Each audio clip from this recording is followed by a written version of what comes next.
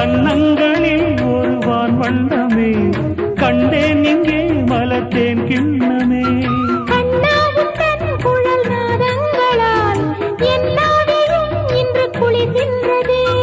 ஒன்றோடு ஒன்றாகி உண்மைகள் கண்டுவர சங்கீதவானில் சந்தோஷம் பாடும் சிங்காரத்தேன் குயிலே.